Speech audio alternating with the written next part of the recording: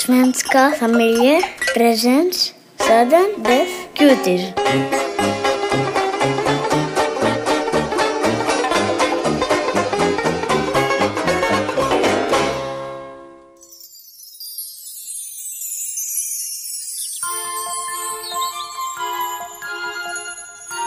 Μια φορά και έναν καιρό, σε ένα δάσος μαγικό, τόσο μακριά από εδώ, ζούσε ένας μικρός λευκός μονόκερος, η Πίφη.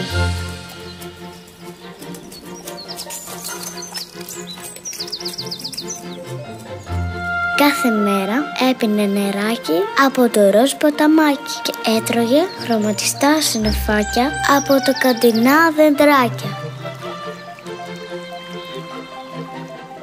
Ένα πρωί, ενώ μασούλεγε ένα γαλάζιο σύννεφο από ψηλό κλαδί, άκουσε πίσω του μια μικρή φωνή. Γύρισε λοιπόν ποιος ήταν να δει και